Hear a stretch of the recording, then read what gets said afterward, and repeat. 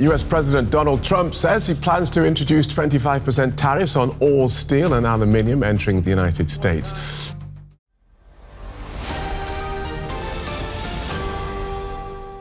Imagine trying to build a high-tech electric car, but suddenly the price of one essential material doubles overnight. Sounds impossible, right? But that's exactly what American automakers like Ford and Tesla face today, caught in the fallout from the US's sharp hike in aluminum tariffs with serious consequences for jobs, prices, and America's green technology race. Imagine you run a small parts factory in Laredo, Texas. Every week, shipments cross the border to plants in Ontario and Monterey. In July 2025, a new policy hits tariffs on aluminum, and steel imports rise from 25% to 50%. Orders from Canada and Mexico dry up fast. In response, those countries boost trade cooperation to reduce impact and keep the USMCA spirit without US leadership. The factory mood turns tense. Workers with regular shifts face shorter hours or layoffs. Families who planned home repairs or college funds reconsider spending. Rising raw material costs hit automakers like Ford and GM, hard-shaking supply chains and risking tens of thousands of jobs in Ohio, Michigan, and Pennsylvania. In 6 months, about 25,000 to 30,000 steel and manufacturing jobs in these states could vanish. Families may lose $600 to $800 monthly. Auto repair shops could lose around $5,000 in revenue over 6 months, forcing many to delay home fixes or car payments. Canada did not respond with tariffs. Instead, it sped up investment in clean aluminum using cheap hydroelectric power. Canadian aluminum with low carbon footprint has secured major long-term contracts in Europe. Japan and Taiwan taking market share once held by US. Meanwhile, American firms must import Canadian aluminum at higher prices plus tariffs. Loss of global market share means US manufacturers face rising input costs. Families feel it in higher prices on goods like vehicles and building materials.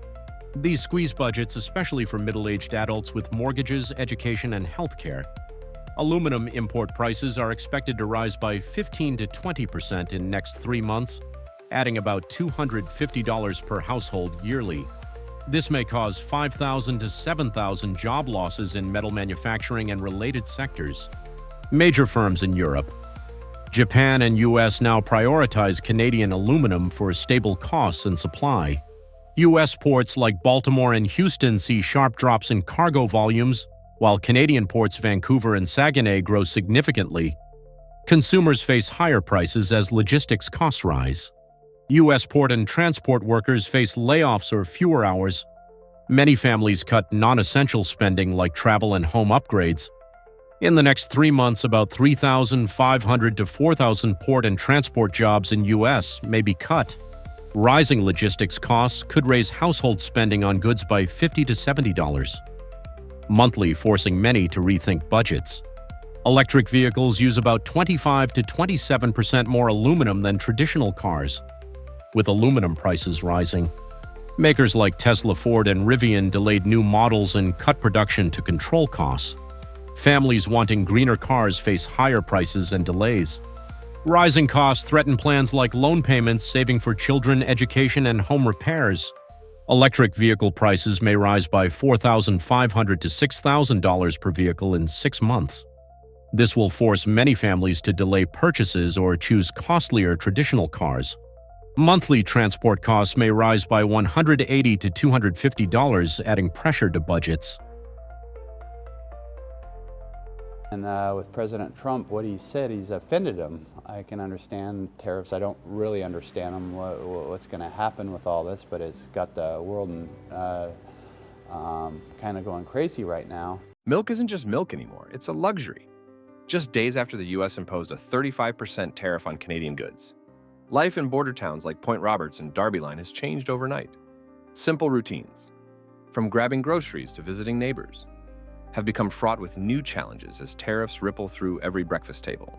Border towns like Point Roberts, WI, and Darby Line, VT, once thrived on easy routines, families and retirees crossing for groceries, especially milk, as casually as attending church. But a new 35% federal tariff on Canadian goods has erased that way of life almost overnight. Local gas stations sit empty. Diners miss Canadian regulars. And clinics are quieter as cross-border visits vanish. In Point Roberts, where 80% of business depends on Canadians, each day brings a tough question. How to survive when regulars are gone? Some shopkeepers now seriously wonder if joining Canada is their only hope. A joke turned real. Milk, once a simple staple, now stands as a symbol. Its price may soon jump $1.5 to $2 a gallon, turning a quick grocery run into a budgeting challenge. For these towns, trade policy now hits home right down to breakfast. There's a certain pride in working at Niagara Falls, New York, a place that once welcomed the world. For many middle-aged locals running restaurants or small hotels, tourism was more than a paycheck. It was a calling. Now, with Canadian flights down nearly 75%, empty dining rooms and silent hotel lobbies are common. Hotels, spas, and casinos have lost tens of millions. Some who managed front desks or kitchens now clean rooms, scraping by on less than the $1,200 average rent. For many couples, dinner talk isn't about dreams but how to pay next month's bills. As visitors vanish, so do jobs. By summer's end, over 800 full-time hospitality jobs could disappear, meaning fewer families can feel secure at home. When guests leave, a piece of the town's spirit goes with them. In Sault Ste. Marie, Michigan, border traffic is down 44%. For middle-aged families and retirees, the impact is clear. It shows up in higher prices at hardware stores. Lumber, once brought over regularly, is now rarer and pricier than ever. Local shops and restaurants have lost tens of millions. In Blaine, Washington, retail sales have dropped 30% in 3 weeks, wiping $25 million from the economy. As budgets tighten, schools and farmers markets cut back, and senior services fight to stay open. Families start to wonder if it's time to leave. It's more than just lumber. When those prices rise, repairs, decks, and roofs all cost more, without change. The average household could pay $400 extra each month for groceries and supplies, a hit hard to handle for any family, especially those on fixed incomes. A question of trust and belonging. In places like Darby Line and Point Roberts, the border crisis is more than lost business. It's losing a sense of home. Neighbors who once celebrated together and shared meals are now separated, with border crossings from Canada down 23% from last year, leaving a deep ache. For many middle-aged locals, it's not just fewer customers or a quieter Main Street. It's about identity and belonging in a place that felt like ours. Distant federal decisions are eroding routines that once felt solid.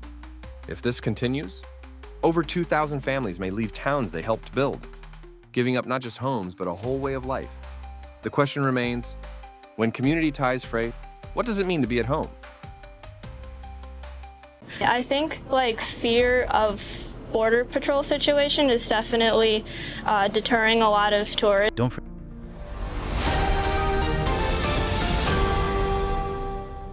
It's not just tourists who've disappeared, so has our revenue. Just weeks into 2025, thousands fewer cars and shoppers are crossing the US-Canada border, and communities from Buffalo to Niagara are feeling the shockwaves. Lost jobs, shrinking sales, and rising costs for families. There was a time when a quick trip over the Peace Bridge was just part of daily life for folks living along the border. But this February and March, more than 35,000 fewer vehicles crossed at Buffalo's Peace Bridge, and nearly 30,000 fewer crossed the Rainbow Bridge. Compared to last year, you don't need a spreadsheet to feel the change. Local diners are quieter, and shopkeepers see fewer faces each week. Erie County's tax revenue is already down 7%, forcing town halls into tough decisions. Cut clinic budgets, delay road repairs, or reduce police overtime. For homeowners and retirees, these aren't just numbers. They mean the library closes early or doctor visits take longer. As funds tighten, families feel it at the register. Groceries and gas rise maybe $10 or $15 more a month. But enough to notice, small businesses quietly let part-time staff go, hoping for a rebound before summer. It's a chain reaction, started by fewer cars on the bridge. Felt right at home. Not long ago, American brands filled Canadian homes, from cereal to kitchen gadgets. Now, with 78% of Canadians vowing to buy local and 59% avoiding US products, a new attitude is emerging. It's more than patriotism, even Amazon feels it.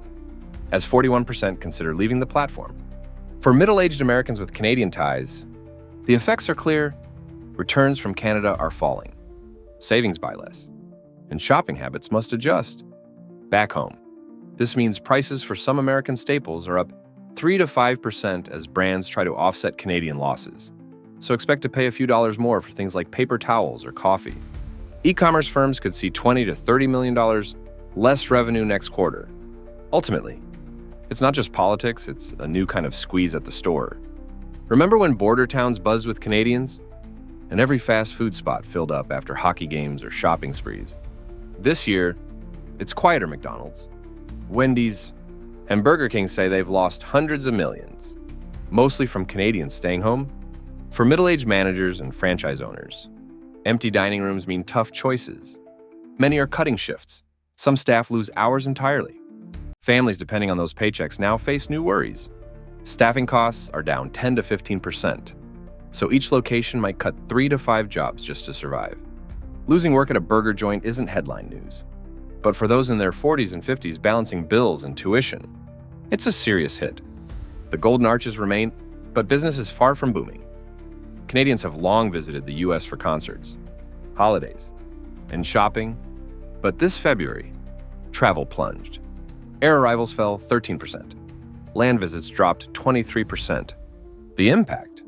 Roughly $2 billion lost revenue and 14,000 jobs, mainly in hotels, restaurants, theaters, and campus roles. For tourism workers, it's more than a quarterly figure. It can mean making or missing the mortgage. Businesses report monthly losses of $150 to $200 and are cutting 10 to 15, mostly part-time or seasonal jobs. For families relying on those paychecks, the downturn hits home, showing that when Canadians stay away, U.S. Main Streets feel it, too. Well, one gets up in the morning and you get up with fear because many of us can leave our house and we probably won't come back. Changing course for the American food supply. Your local supermarket's bread shelf is suddenly stacked with loaves from Canada and cans of corn stamped product of Brazil. Sounds strange, but that's exactly what's happening across America's heartland. As U.S. farms slow down and shoppers face higher prices and fewer choices. Peon. Empty fields in Nebraska. There was a time when bread was a simple comfort, a warm loaf at dinner, a staple for busy mornings or late snacks. But this year in Nebraska, wheat fields are increasingly left empty, with wheat prices at a 5-year low of $5 per bushel, and exports down $350 million this quarter. Unsold U.S. wheat is piling up. Even Canadian supermarkets now avoid product of U.S., leaving shelves short on basics like bread. For middle-aged families and retirees, each grocery trip brings new worries. Fewer choices, less freshness, and the uneasy sense that bread is slipping out of reach. As more land lies unused, supplies shrink. The facts are stark. Bread and bakery prices are set to rise 15%, adding $30 a month for families trying to keep their kitchens stocked. Even familiar foods can become precious.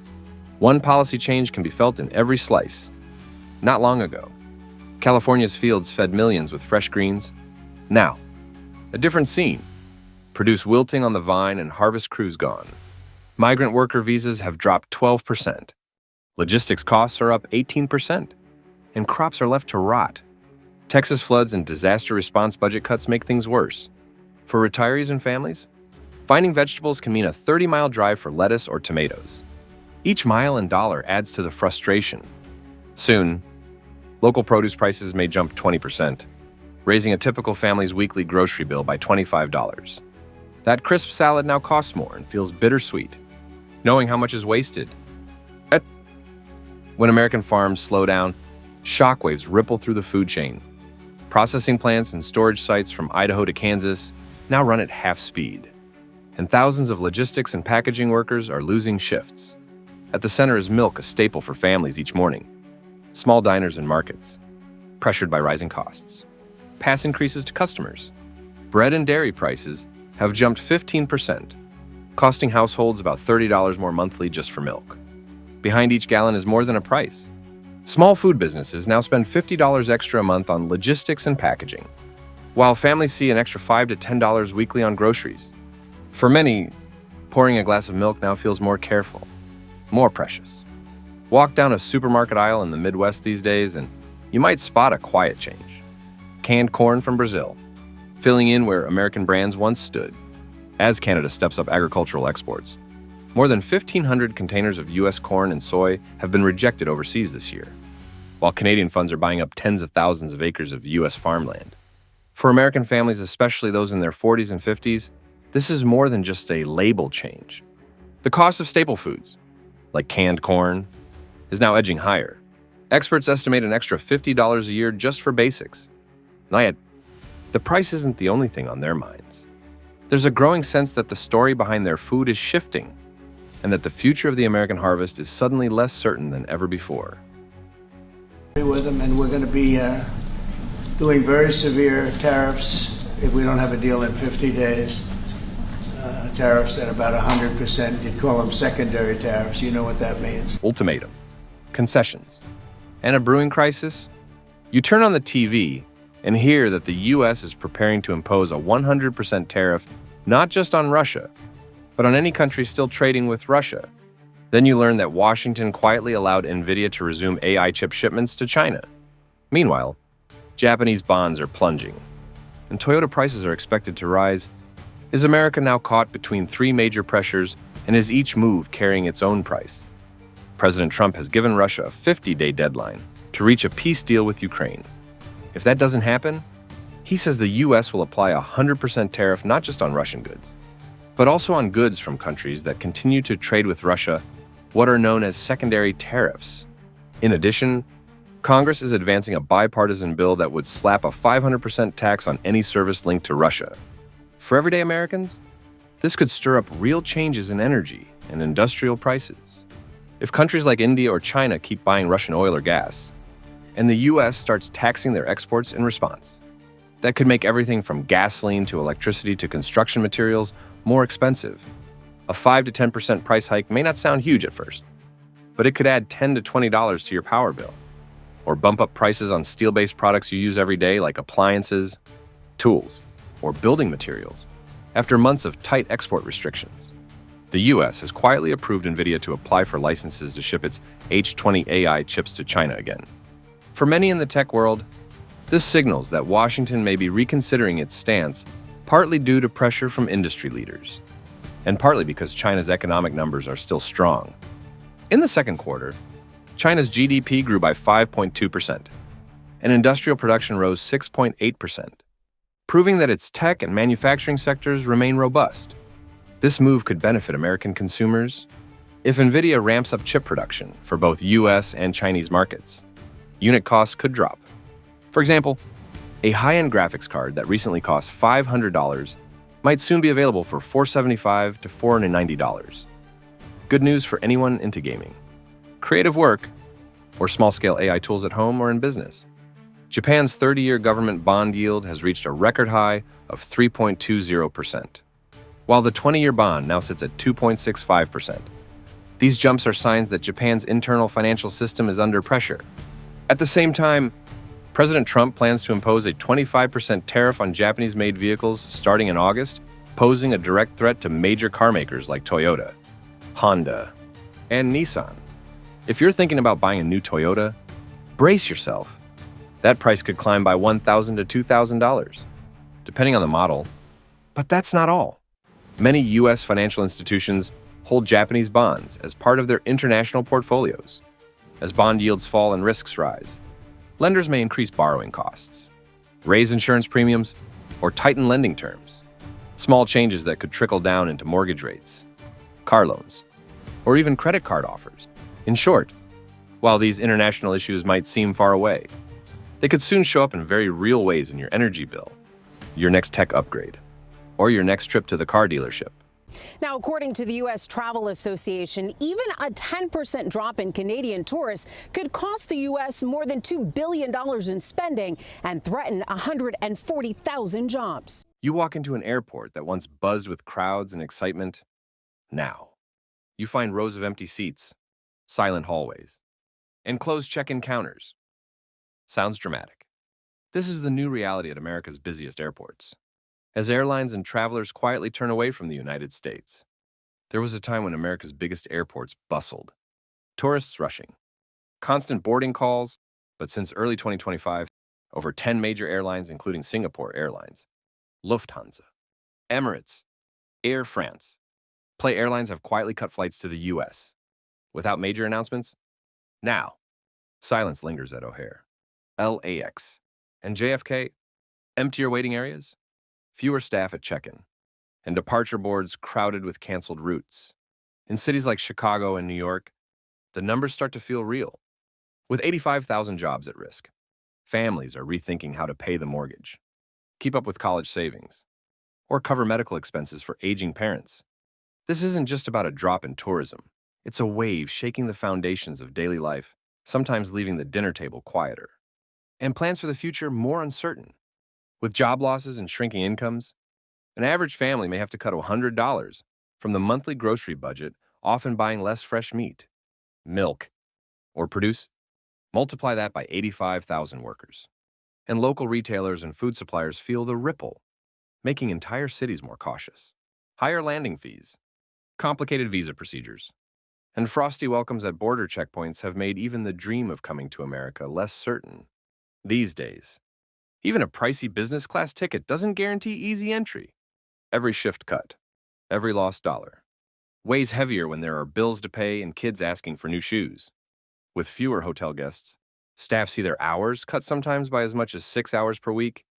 That's $240 a month, money that once covered groceries, summer camps, or a weekend meal to unwind from the stress. If this continues, hotel and restaurant workers may need to tighten their budgets even further. Shopping for fresh meat, fish, and vegetables might shrink by up to 20%. That's $50 to $100 less per month for every family working in these industries. Not long ago, travelers from Scandinavia, Korea, the UK, and France would visit America touring colleges, attending conferences, or seeking a new kind of summer. Now, they're picking Canada or Japan, which seem more open and welcoming. With everyday essentials, sales expected to drop by $60 million this year. Shop owners face tough choices. Cut staff hours, reduce orders, or explain slimmer margins to employees. Shelves aren't empty, but aisles often are, making it hard to plan or invest. As international visitors vanish, local milk sales could drop 15 to 20% from last year. Store owners may lose $1,000 to $2,000 in monthly revenue, affecting fresh product quality and supply, and possibly raising prices if supply chains struggle. In past years, city lights in places like New York or Miami burned bright, thanks to international visitors renting short-term apartments, packing coffee shops, bringing energy to every corner. Now, as British Airways, Lufthansa, and Jetstar all reduce flights, 1.5 million visits simply vanish. Short-term apartment rents in former gateways to America are dropping by an average of $200 per month. For tenants, it sounds like a win. But for landlords who relied on that income to pay debt or cover medical bills, it's nearly $50 million in lost revenue. Quietly, faith in the American dream slips a little more, not just in the eyes of the world, but even for those who once thought they'd finally found stability. The other problem is that the United States is starting to export less agricultural commodities, and that is a lot in part due to Mr. Trump's trade policies. You spend months nurturing your crops, only to wake up one morning and realize your entire harvest suddenly has nowhere to go. Sounds ridiculous, but that's exactly what's happening across the American Midwest. As China unexpectedly cancels billions of dollars worth of American soybean orders, setting off a domino effect that threatens U.S. agriculture in the middle of a shifting global trade landscape. There were harvest seasons when Iowa and Illinois soybeans sailed confidently to China, sustaining farm families and small Midwest towns. But this week, everything changed. China abruptly canceled contracts for 2.4 million tons of U.S. soybeans. A $1.1 billion blow, soybean prices plunged 8.2% overnight. Storage bins are now 13% fuller. With no buyers, I've never seen my harvest just sit here with no idea what comes next, says a 53-year-old Iowa farmer. The region faces $470 million in lost revenue, impacting not just big farms, but also groceries, tuition, and savings for thousands of families. If the situation continues, Average income for Midwest soybean households could drop another $1,200 to $1,800 this year, and about 4,500 seasonal jobs may vanish before the next harvest. The question lingers: who will buy the beans that have fed this land for generations? Not long ago, American soybeans were China's top choice, with Midwest shipments part of rural life. Now, after over $11 billion in Chinese-backed investment in Brazil's ports and railways, Brazil has taken over. Chinese buyers now pay $14 to $22 more per ton for reliable, long-term supply from Brazil, which provides 70% of China's soybean imports. For many American farmers, this shift isn't just about lost income, it's about being pushed aside in a changing world. This year, U.S. soybean exports to China may drop by up to 10 million tons, about 20%, forcing over 6,000 family farms to cut production or risk bankruptcy. Soybeans were once the ticket to a secure future. Now they are a question mark hanging over tomorrow.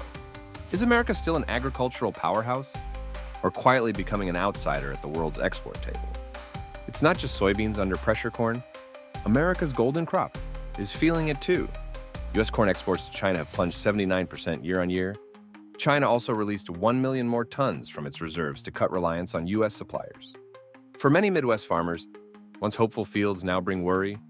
As corn prices drop and incomes shrink, tough decisions loom about next year's planning and keeping the family farm going. If this trend continues, U.S. corn prices may drop another 10 to 12% in the next 3 months, slashing profits for middle-aged farmers by $900 to $1,500 per household this year. Over 2,000 small farms might suspend operations or cut acreage by 15 to 20% next season. Some changes come quietly by the time you feel them. They're already woven into the fabric of everyday rural life. Every shipload of soybeans now carries more than a harvest. It represents America's global standing. As China and South American partners develop a new trading system, using less dollars and favoring long-term deals, the U.S. role is fading. Without quick investment in infrastructure and modernized supply chains, American farmers could lose their vital spot in the global market. If no major changes happen, U.S. soybean export value may drop another 15 to 20% next year, costing 8,000 to 1,000 jobs in soybean states. Someday we might look back and wonder, was there a time when America's strength was measured by the price of a bushel of soybeans?